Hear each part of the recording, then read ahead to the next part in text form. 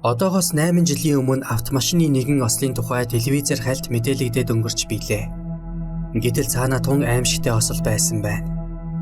Осолд орж хохирсон бүсгүйн эцэг амин хутганы ирэн дээр байсан охиноо гэмтлийн гэмлэгт 2 сар гаруй сахиж эцэж ядарсны улмаас турж дуу хоолойн цааш орон бүдгэрсэн байлаа. Хотод олигтой ах дүүгийн улмаас эцэг нь охиноо ийхүү ээж халаагүй сахижээ. Хүнд шархандаа шаналх охин нь шүн дундад өвчнөдөө зовирлон олон удаа сэрнэ, бас эцгийгээ сэрэн. Тэр тоолонд хөөрхий эцэг охиноо асарч совилно, өтгөн шингэнээс нь салгана. Ам тавтал зовоох өвчнийг нь түр намдаахын тулд морфинтэй хүчтэй эм тариаг зогсоо зайгүй хэрэглэнэ. Жухамдаа ийм эм тарианы хүчээр эмч совилогч нарын уйгахгүй эмчилгээний үрээр охины бие ялааршиж наашаасан байна. Өөрсдийнхөө нэр хаягийг нууцлахыг хүссэн эцэг болсон аимшиг тослын талаар ингэж ярьсан юм. Би насан турсан охиныхаа хамт хөдөөнөөс хотод орж ирээд гэр хороололт жижиг байшин хөслөн амьдарч байлаа. Би өөрөө зах дээр ачигчийн ажил, охин маань нэгэн үйлдвэрт ажиллаж хоёулаа юугаач тотохгүй амьдарч байсан. Охины ажил шөнө орой голдуу таарна.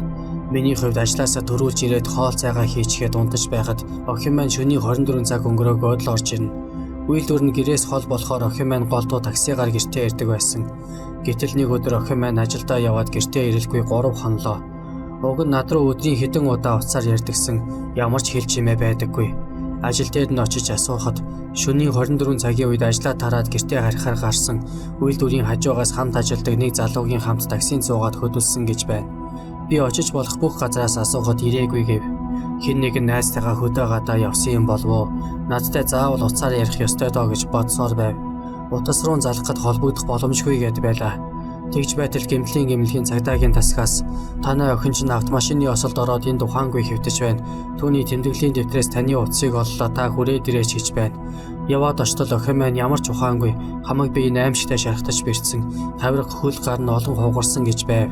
Цагдаагийнхнаас юу болсныг асуухад гурвалжингийн гүрд авж унсан бололтой шар такси онхолдож дотор нь жолооч ирээс гадна охин чинь ухаангүй нөгөө залуу хүнд бэрцсэн ухаан алдаагүй байсан гэлээ. Юм гэж үнэхээр сонин. Нэг машин дотор сууж явсан 3 хүн 3 өөр янзаар бэрцсэн байгаа юм.